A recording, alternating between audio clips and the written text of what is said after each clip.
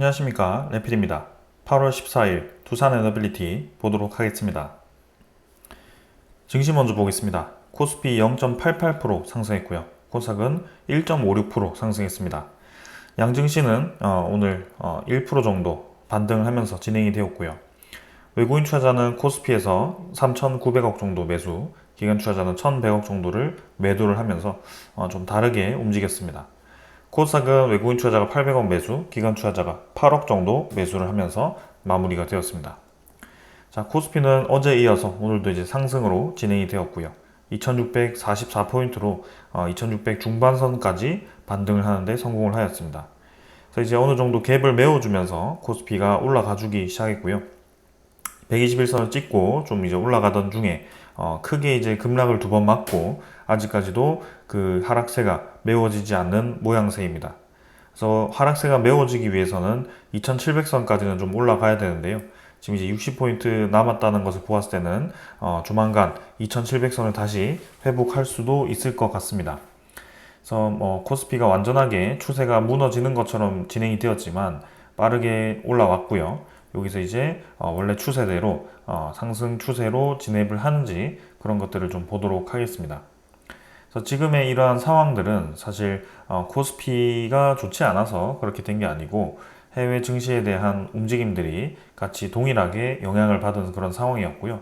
그러한 이제 주가를 눌리는 소식들이 좀 이제 완화가 되면서 불확실성들이 해소가 되면서 코스피가 다시 반등을 하고 있습니다. 특히 이제 다우 나스닥도 지금 1%, 2.4%까지 올라가면서 진행이 되었고요.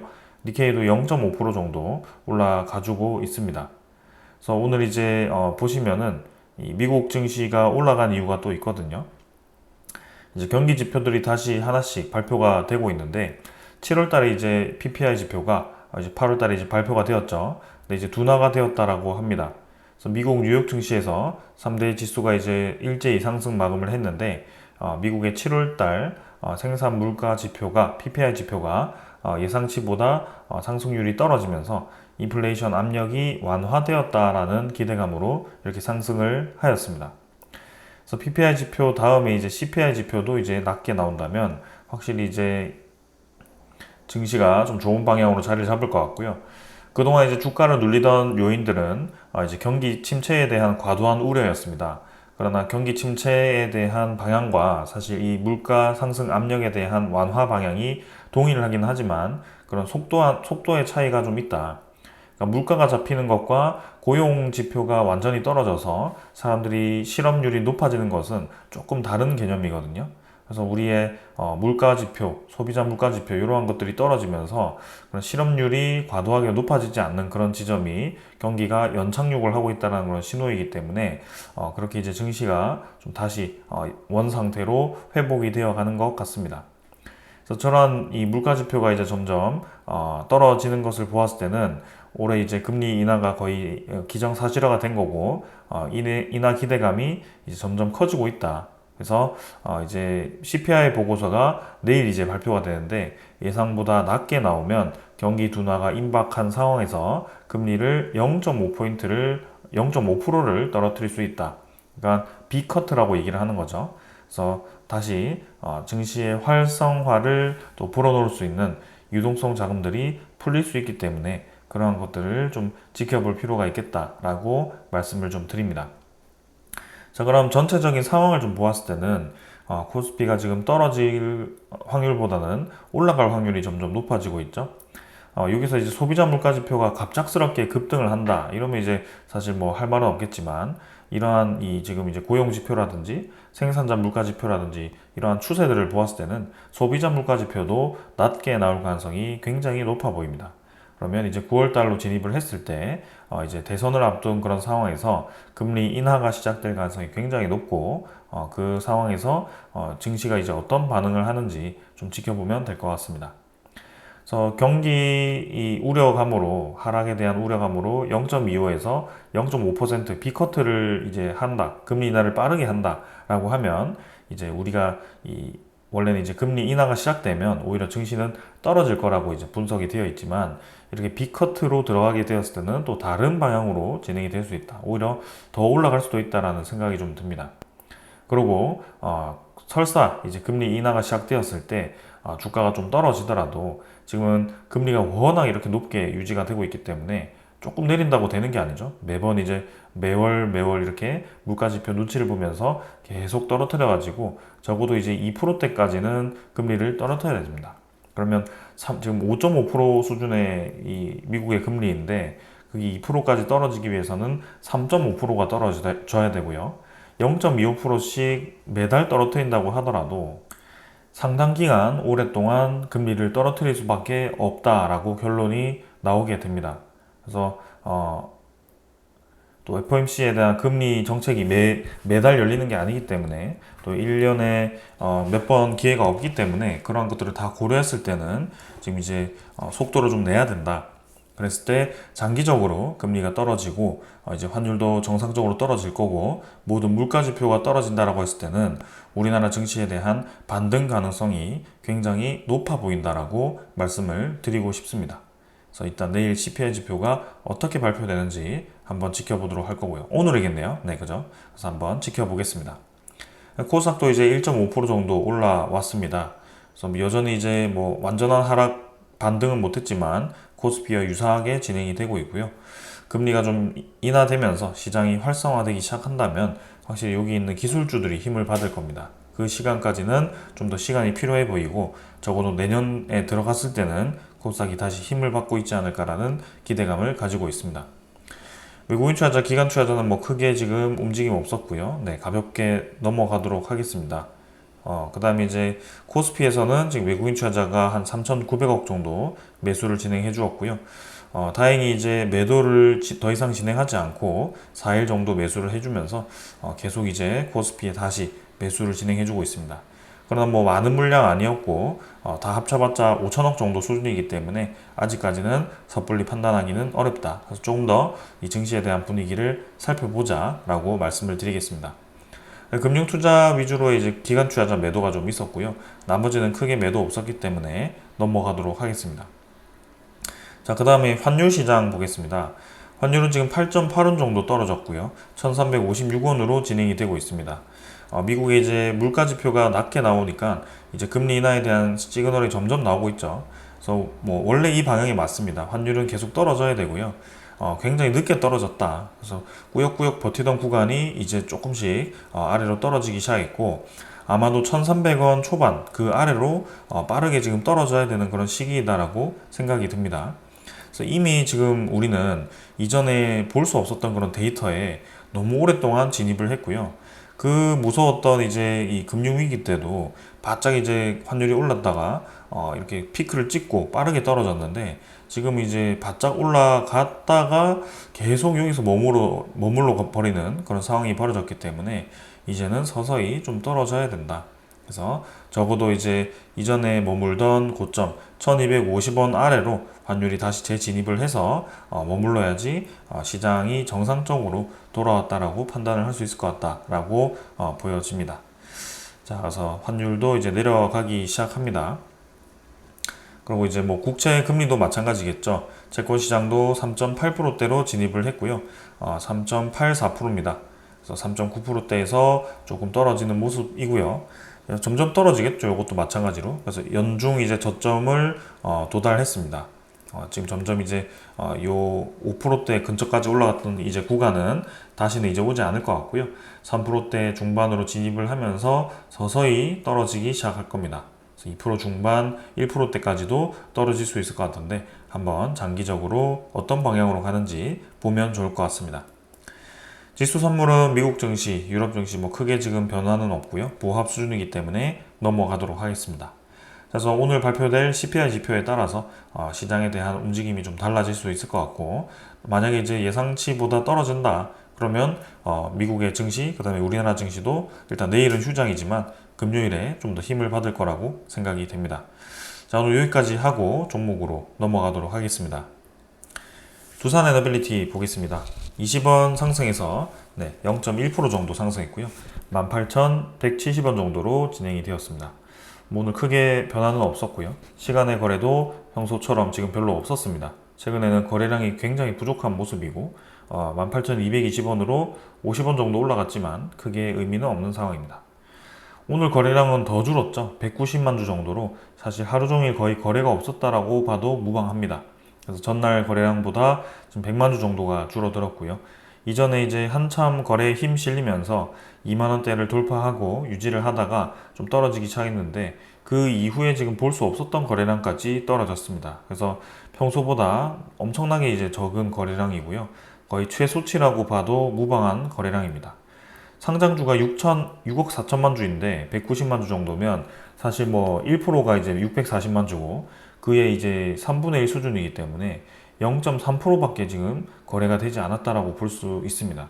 그만큼 지금 거래 회전율도 부족하고 두산 에너빌리티의 주가가 위아래로 움직일 만한 수급이 별로 지금 움직임이 없다. 그래서 어느 정도 수렴 구간에 도달했다라고 표현을 할 수 있을 것 같고 여기서 이제 거래량이 증가를 했을 때 어떤 방향으로 가는지를 보면 될 것 같습니다. 지금 이제 21선까지 도달했고요. 좀 이제 받쳐주면서 조금 더 힘을 주면서 양호 그룹으로 다시 회복을 하면 좀 좋은 그림이 만들어질 것 같습니다. 그래서 장기적인 이평선들은 아직까지도 상승세를 유지를 하고 있기 때문에 지금 21선 꺾인 건 크게 문제 없고요. 공교롭게도 이제 체코 원전 발표 이후에 좀 이제 쭉 떨어졌다가 다시 회복하고 있는데 한번 좀 힘을 주었으면 좋겠습니다.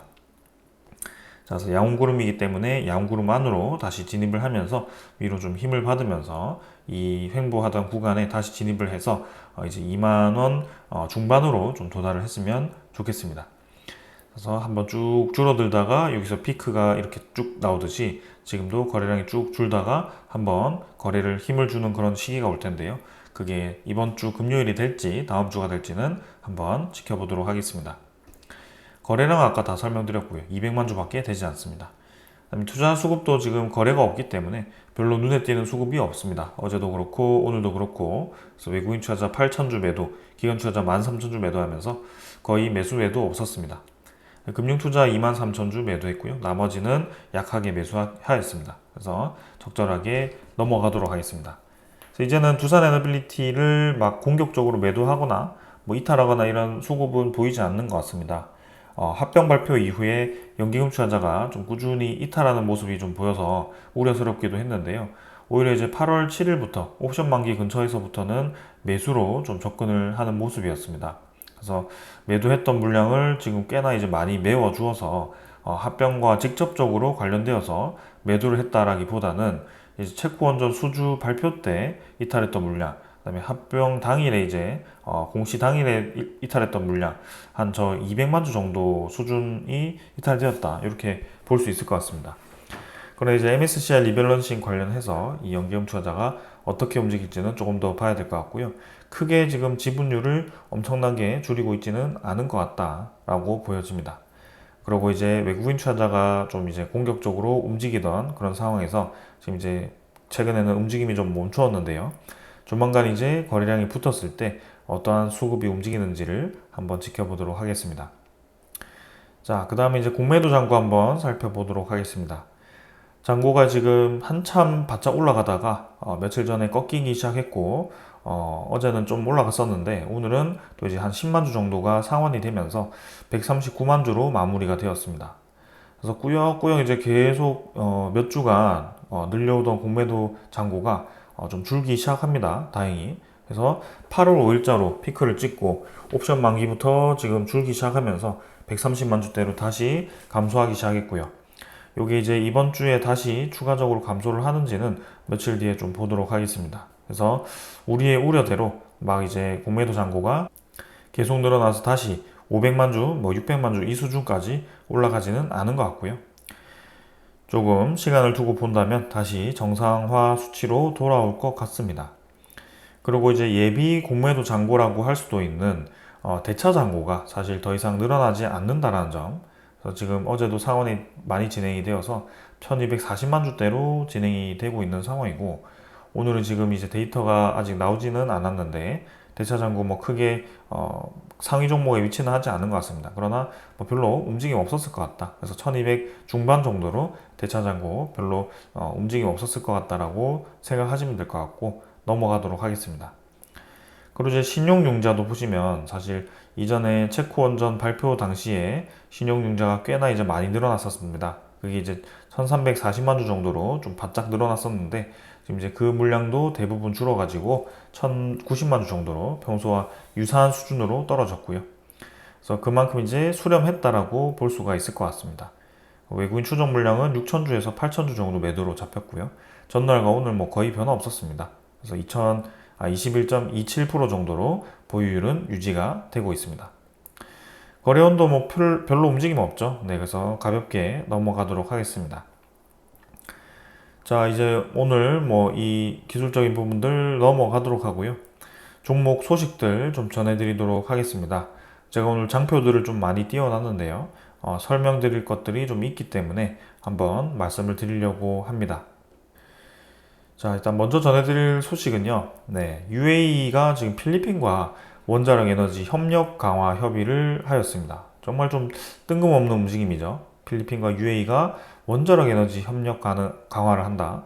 특히 필리핀 원전 같은 경우는 우리나라와 바탄 원전에 대해서 타당성 조사를 좀 수행하고 있는데 미국과 필리핀이 최근에 이 123 협정이죠. 미국 원자력법을 이제 체결을 했기 때문에 우리나라, 필리핀, 미국 그리고 UAE가 이렇게 필리핀과 좀 관련이 있다. 그래서 다시 한번 생각해 볼 수 있는 것은 그러면 필리핀과 UAE가 이렇게 하면 우리나라와 또 연계해서 필리핀의 원자력 수주를 할 수도 있지 않을까라는 생각을 할 수가 있겠죠. 그래서 일단은 내용을 한번 보면 필리핀 대통령이 지금 이 ENEC 그죠? 원자력 에너지 공사와 CEO와 면담을 통해서 원자력 에너지 활용을 위한 상호 협력을 구축하고자 했고요. 이제 ENEC와 협력을 통해서 원자력을 전력 생산에 활용할 거다라고 이렇게 얘기를 했다라고 합니다. 그래서 우리나라가 지금 바탄 원전을 추진하고 있는 그런 상황에서 이러한 소식이 나왔다는 것은 또 의미심장하다라고 볼 수가 있고요. 특히 올해 우리가 까먹고 있는 소식 중에 하나는 우리나라와 UAE가 올해 5월 달이죠. 5월 달에 이제 대통령끼리 만나가지고 300억 달러의 투자 재확인을 하였고 거기에 이어서 원자력 발전과 관련해서 제3국 공동 진출에 대해서 다시 한번 얘기를 했고 최근까지 그 내용에 대해서 계속 협의를 해오고 있는 것으로 알고 있습니다. 자, 그래서 여기 평화적 원자력 에너지 분야에서 지금 이제 아크 부대를 중심으로 한 국방 협력 심화, 그다음에 양국 간 논의 중인 방산 협력의 조기 성과 도출, 그리고 여기가 아니죠. 네, 죄송합니다. 평화적 원자력 에너지 분야에서는 바라카 원전을 통한 성공적인 양국 간의 협력에 기반해서 후속 호기 건설. 이게 이제 5에서 8호기 정도인데요. 이거는 지금 우리나라에게 우선 협상자 대상자를 바로 주지는 않고 경쟁 입찰 방식으로 진행하겠다.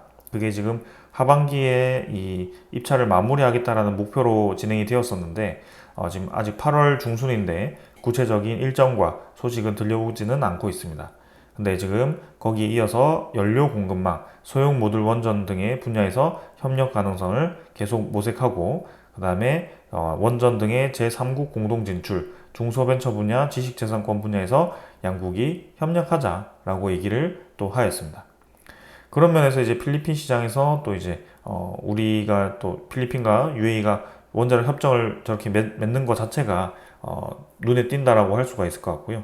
그리고 UAE와 지금 한전 KPS가 최근에 7월 달에 원자력 공사와 이제 원전 정비 사업 합작사 설립을 또 추진을 하고 있었다. 그래서 UAE와 이제 우리나라의 이런 원자력 기술이 점점 더 이렇게 깊이 연결이 되어가고 있다라고 볼 수가 있습니다.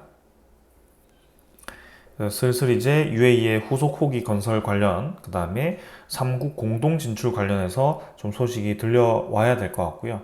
우리나라의 저런 300억 달러 투자가 특히 원자력 에너지 관련 분야에 투자가 될 가능성이 높다라고 한다면 우리나라가 수주한 프로젝트 관련해서 투자를 할 가능성도 있어 보인다라고 생각이 되는데요.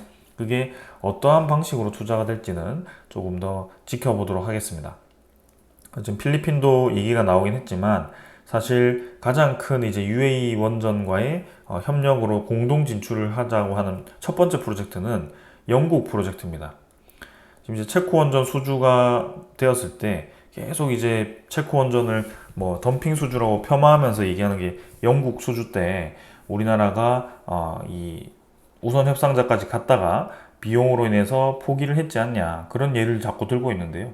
결국에는 이번에는 다시 추진하고 있는데 그게 이제 UAE와 3국 공동 진출로 진행될 가능성이 큽니다.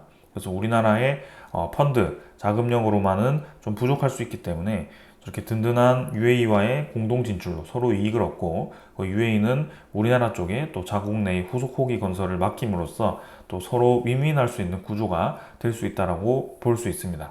자, 그래서 이 중동 관련한 또 원자력 발전 관련 소식이 최근에 좀 뜸한데요. 다시 한번 또 좋은 소식이 조만간 들려오지 않을까라는 그런 기대감도 있습니다. 사우디 원전 관련해서도 지금 미국과 이제 계속해서 관계 개선을 위해 준비를 하고 있었고, 사우디가 중국이냐 우리나라냐 이렇게 2파전으로 선택을 하고 있는 과정이었기 때문에 미국과 핵 협정만 한다면 사실상 우리나라가 수주한 것과 다름이 없거든요. 그런 면에서 웨스팅하우스가 지금 또 우리나라 쪽의 로열티를 빨리 받기 위해서 합의를 하기를 원할 수도 있습니다. 그래서 안덕건 산업부 장관과 황주호 한수원 사장이 미국을 계속 긴밀하게 왔다 갔다 하는 것도, 그런 이제 후속 작업에 대한 논의, 우리나라 수출에 대한 논의들이 계속 오갈 것 같고요. 그 때에 맞춰서 극적으로 이제 합의를 타결할 가능성도 꽤나 있어 보입니다. 사실상 이제 수출 금지 자체는 이제 무의미하다, 수출이 금지될 확률은 거의 제로에 가깝다라고 보시면 될 것 같고, 이제는 합의안이 어떻게 나올 것이냐가 우리에게 관건이 될 것 같고요. 이전에는 한 기당 2천억 정도의 로열티를 주자라는 소식이 있었기 때문에 아마 그렇게 합의를 하면 또 우리나라 내부에서 원자력이라고 하면 그냥 거품을 무는 그쪽에서 우리나라에 또 엄청나게 손해를 보는 식으로 또 폄하를 하겠죠. 근데 사실상 2천억 주고 수조 원 따가지고 우리나라 각 산업 기업들이 또 큰 이익을 얻는다라고 한다면 크게 문제가 될 것 같지는 않습니다. 그리고 사실상 이제 장기적으로 계속 2천억씩 한 기당 그런 프로젝트당 계속 2천억씩 줄 거면 사실상 웨스팅하우스를 아예 사버리는 건 어떤가, 그런 관점에서도 지금 이제 계속 검토가 되고 있는 것 같고요. 그게 어떻게 진행될지 한번 저도 계속 분석을 해보려고 노력하고 있으니까 조금 더 시간을 두고 지켜보았으면 좋겠습니다. 자, 그래서 첫 번째 소식은 이 정도로 좀 넘어가도록 하겠습니다. 자, 그 다음에 이제 우리나라 자체에서도 지금 국민들이 요게 이제 조사가 얼마나 신빙성 있게 진행이 되었는지는 사실 저는 알 수는 없습니다만, 일단은 러프하게 보더라도 5명 중 4명 정도가 지금 원자력 발전에 지지를 하고 있다. 그만큼 에너지에 대한 중요성이 인지가 되어 가고 있고, 우리나라의 원자력 발전에 대한 그런 저렴한 전기 생산 가격, 그리고 산업에 대한 이 원자력에 대한 필요성을 국민들이 이제 이해하기 시작했다라는 점입니다. 긍정적이긴 합니다만 사실 설치에 대해서는 조금 위치가 부정적으로 인식이 되는 것은 사실입니다. 그러한 것들은 우리나라 기업들과 그런 원자력 발전 관련한 연구하는 분들이 풀어나가야 될 숙제라고 보고 있고요. 지금 이러한 위험성을 계속 부각시켜가지고 원자력 발전 자체를 계속 없애려고 하는 한쪽이 있죠. 근데 그거는 정말 불합리하고 비효율적인 선택이다. 그래서 재생에너지 100%만 계속 외칠 게 아니고 재생에너지를 100%까지 늘린다라는 타겟으로 결국에는 비중을 늘리자라는 의미인 캠페인이기 때문에 100%를 계속 외치면 안 됩니다. 재생에너지 말고 다른 에너지 투자한다고 아리백에 어긋난다고 표현하는 것은 정말 이제 바보 같은 얘기인 거고요. 네. 원자력 에너지도 적절하게 유지하고 재생에너지도 적절하게 유지를 하면서 각국에 맞는 에너지 체질을 만들어 가야 됩니다. 재생에너지 100%만 요구할 거면 사실 모든 국가들이 지금 재생에너지 100%에 맞지 않는 정책을 펼치고 있고, 특히 최근 트렌드가 재생에너지만 늘리는 게 아니고 다른 에너지도 같이 늘리는 이 상황으로 가고 있기 때문에 거기에 맞는 에너지를 우리도 사용을 해야 된다. 다른 국가들이 설사 재생에너지를 지금 우리보다 훨씬 많은 비중을 늘려놓고 이미 사용을 했더라도 지금 그들이 움직이는 방향이 재생에너지를 이전처럼 급격하게 늘리고 있는 방향인가, 아니면 재생에너지에 대한 한계를 느끼고 그 속도를 조절하면서 다른 에너지를 늘리기 시작하는가, 그러한 것들을 분석을 해야 됩니다. 그래서 지금 계속해서 한쪽 방향을 정해놓고 좀 이제 논쟁을 벌이면 거기에 대한 논리도 떨어지고요. 거기에 대해서 합리성이 계속 떨어질 수밖에 없습니다. 그래서 그 반대를 주장하시는 분들도 좀 이제 그 우리나라 산업 체질에 맞게 우리나라 산업이 어떠한 영향을 받는지 그 계속해서 애플 얘기하면서 수출에 대한 그런 얘기 하지 마시고요. 생산과 관련해서 전력에 대한 안정성을 어떻게 보장할 건지를 좀 제시를 하셨으면 좋겠습니다. 그래서 그 반대 쪽에서 바라보는 사람들이 합리적으로 인지를 한다면 그 재생에너지 보급에 대해서 이해를 할 거고 동의를 할 텐데 계속 주장하는 게 원전 좀 이제 다시 짓고 계획을 내놨다고 해서 세계적인 추세에 반대한다 그 얘기만 반복적으로 도돌이표처럼 얘기를 하고 있으니까 참 보는 사람도 눈살이 찌푸려질 수밖에 없습니다. 그래서 프랑스처럼 뭐 원전을 70%까지 늘리자 이것도 아니고 그냥 원래 사용하던 비중대로 조금 유지하고 30%대로 진행하자. 그럼 나머지 60%, 70%를 지금 석탄에너지 줄이고 다른 걸로 메우면 되잖아요. 그걸 재생에너지로 메우면 되잖아요. 근데 그거를 계속 이제 원자력으로 태클을 걸고 들어가니까 참 이해가 되지 않습니다.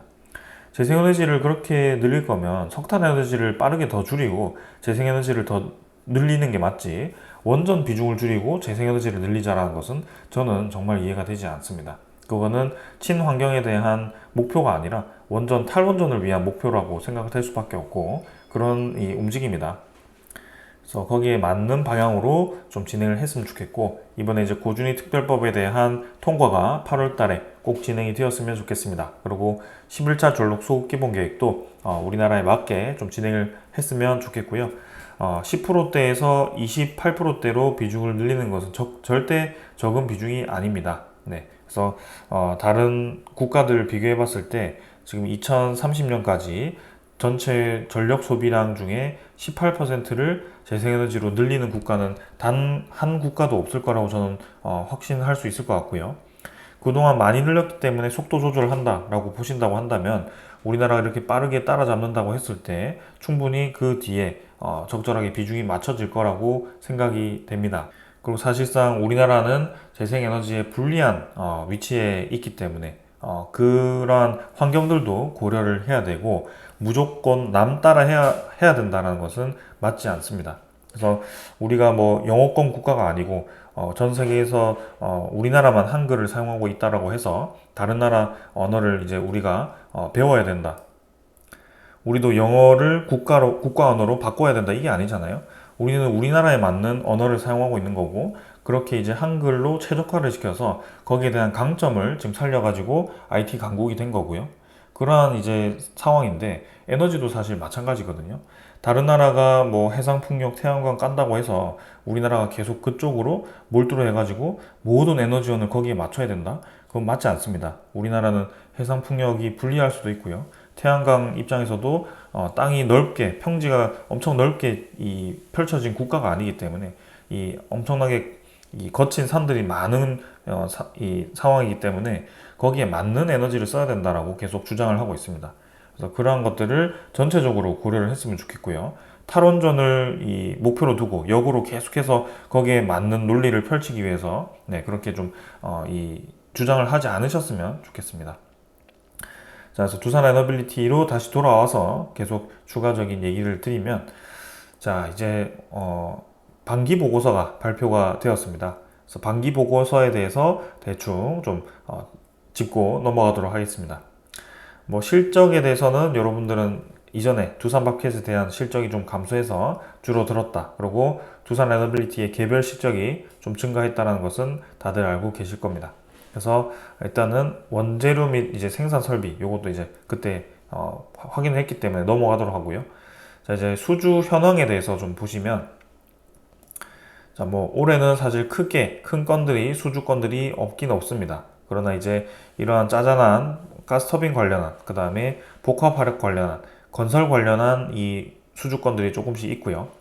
이제 얼마 전에 수주했던 하만 복합 그 가스터빈 관련해서는 아직 여기에 집계가 되지 않았습니다. 그래서 그러한 주요 내용들을 넣는다면 사실 뭐 크게 목표한 수주량과 차이는 없다. 그래서 수주량이 지금 이제 올해는 원자력 관련한 수주량이 적긴 하지만 우리가 4분기에 그 뉴스케일 파워 관련해서 수주가 들어올 가능성이 크다.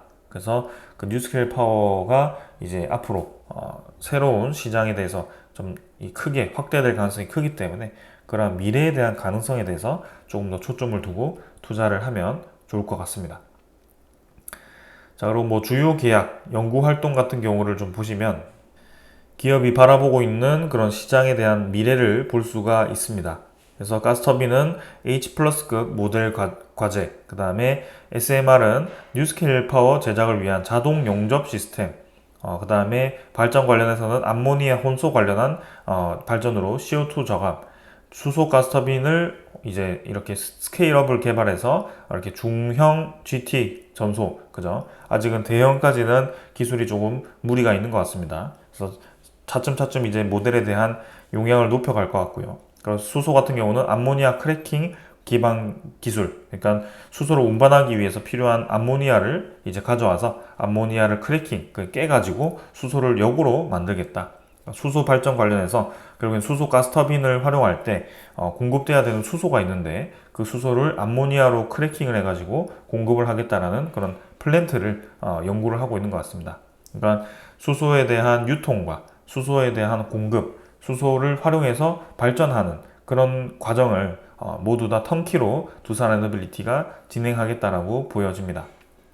풍력 같은 경우는 8메가와트 개발을 이제 거의 이제 끝냈고 곧 이제 저기 제주도 한림 해상 풍력이라든지 뭐 나골 해상 풍력 관련한 그런 프로젝트들이라든지 그런 쪽으로 이제 수주가 나온다면 8메가와트급 실증 단지가 이제 진행이 될 거고 거기에 이어서 이제 10메가와트도 혼용해서 사용을 할 수 있도록 개발하겠다. 그러니까 지금 외산에 잘 나가는 기업들은 14메가와트급까지 진행이 되고 있긴 하지만 두산에너빌리티는 8에서 10메가와트 정도 우리나라에 좀 이제 최적화된 모델을 가지고 진행을 하겠다. 어떻게 보면 바람개비 크기가 이렇게 크기만 한다고 되는 게 아니거든요.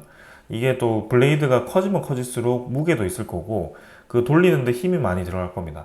그래서 한번 돌아가면 이제 발전량이 크기 때문에 뭐 유리할 수도 있겠지만 우리나라는 밤낮이 이제 바람 방향이 계속 바뀔 거고 그리고 계절마다 바람 방향이 바뀔 거고 그런 바람의 세기가 유럽의 그런 북풍이 계속 부는 영국이라든지 덴마크라든지 노르웨이 이쪽과는 완전 다릅니다. 바람질이 다르기 때문에 사실상 이제 그런 대형 이 풍력 터빈을 꼽아도 그거를 14메가와트급까지 뽑기에는 사실 부족할 수도 있거든요. 오히려 비싼 것만 꼽아가지고 이 회수가 별로 안 되는 그런 상황이 생길 수도 있으니까 그 틈을 이제 두산에너빌리티가 이렇게 우리나라에 맞는 모델로 진행하겠다라고 좀 생각을 한 것 같습니다. 그래서 이게 얼마나 이제 수주가 되고 얼마나 이제 효율을 낼지는 한 번 더 봐야 될 것 같고요. 실증 단지에서 만약에 14메가와트급보다 훨씬 더 좋은 효율을 뽑는다면 당연히 두산에너빌리티의 사업이 커지겠죠. 그래서 두산 지오 솔루션이 점점 힘을 받을 겁니다. 그리고 이제 원자력 관련해서는 뭐 수차 발전기 국산화를 진행하고 있는 것 같고, 그 다음에 자원순환 관련해서 재활용 섬유 회수, 그 다음에 제품화 기반 기술 확보, 이런 것들이 있고요. 그 다음에 뭐 탄소 중립 해소 관련해서는 탄소를 흡수하는 그런 습식 흡수제 이런 것들을 개발하고 있는 것 같고, 3D 프린팅도 기존 부품 대비해서 이제 가볍게 만드는 거, 치수 정밀도 충족을 위한 그런 모델을 개발을 하고 있다. 이 정도로 이제 이해를 하시면 되겠습니다. 그러니까 기업이 나아가고 있는, 중점적으로 보고 있는 방향은 SMR, 수소 가스터빈, 그리고 해상풍력 10메가와트급 정도, 이렇게 세 가지 정도로 보시면 되겠습니다. 자, 그럼 뭐 시설 투자 같은 경우는 이전에 확인했고요. 1년 정도 해가지고 5,700억 정도 투자할 예정이고, 그럼 이제 재무제표를 좀 보았을 때 연결 재무제표는 두산 파켓이 포함되어 있기 때문에 이 개별 재무제표를 보도록 하겠습니다. 그래서 개별 재무제표가 여기 있네요. 재무제표의 재무상태표를 보시면 알 수가 있고요. 현금성 자산이 이제 반기 말 기준으로 해서 4,300억 정도가 있습니다. 그래서 이전보다 1분기보다 조금 감소한 느낌이 있고요. 그래도 이제 4천억 정도가 있다라고 볼 수가 있습니다. 유동부채가 이제 좀 감소를 했는데 사실 부채 전체가 준 게 아니고 유동 단기 부채는 좀 줄었지만 장기적으로 차입금이 이제 좀 증가하는 모습이 있고요. 이렇게 이제 총합에 대한 부채는 거의 동일했다. 조금 감소했지만 그래서 일단은 두산에너빌리티 재무제표는 나쁘지 않다라고 보시면 될 것 같습니다. 당장에 현금성 유동 자금도 좀 있고, 이 개발 투자금도 있고, 공장 증설하는 데 비용도 당장은 있다. 그래서 합병을 가지고 그걸 계속 옹호하려는 그런 분위기는 사실 그렇게 뭐 직결될 수가 없다. 이렇게 좀 말씀을 드리고 싶습니다. 그리고 이제 큐벡스 관련해서도 여기서도 이제 분석을 했더라고요. 네. 제가 두산 큐벡스에 대한 이 재무제표를 좀 보니까 현금성 자산이 없었는데요. 네, 지금도 이제 1억밖에 없는데 두산 포트폴리오 홀딩스죠. 그래서 포트폴리오 홀딩스가 큐벡스를 이제 이 합병 조건으로 산다라고 되어 있는데 현금 1억을 가지고 지금 그런 기업이 3,700억으로 네, 두산 큐벡스를 사간다.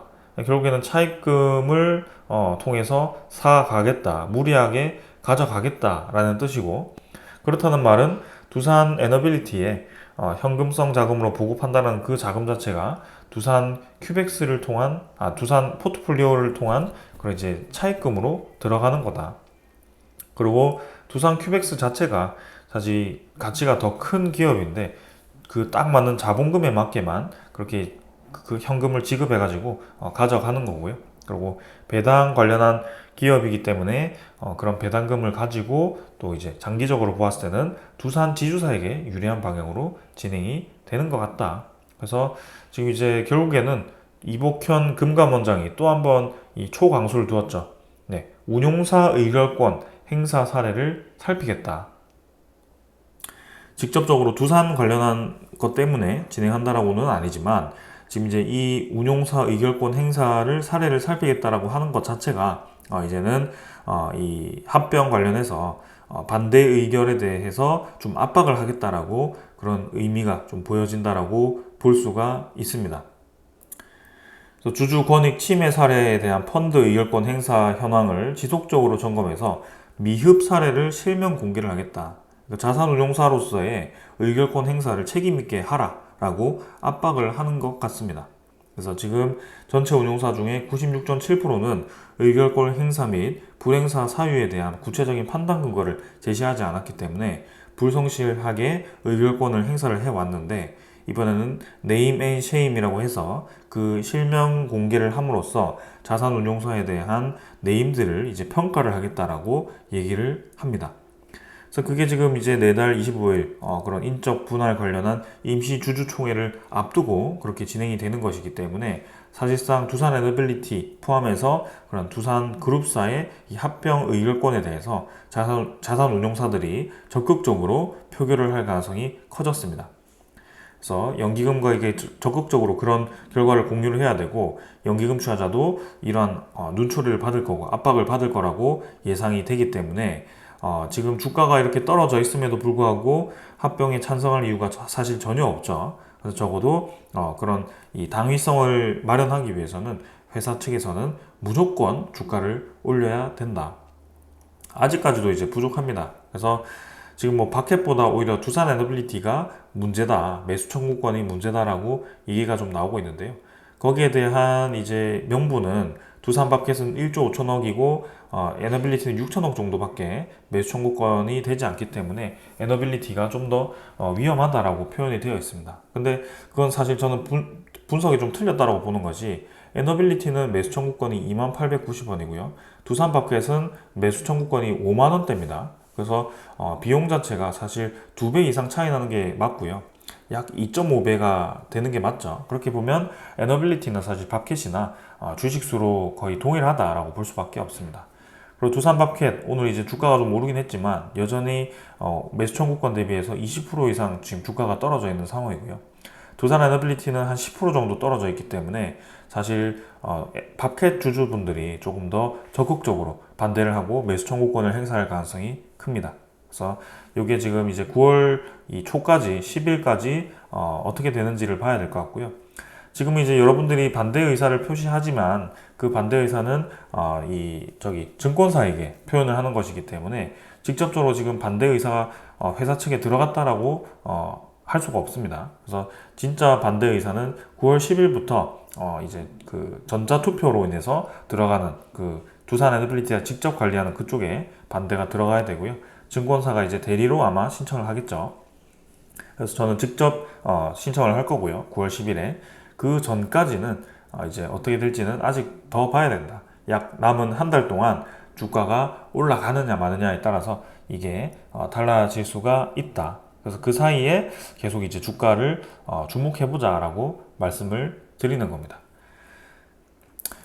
자, 그래서 우리의 페이스이기 때문에 천천히 한번 지켜볼 필요가 있을 것 같고, 오늘 뭐 전해드릴 소식들은 이렇게 이제 다 전해드린 것 같습니다.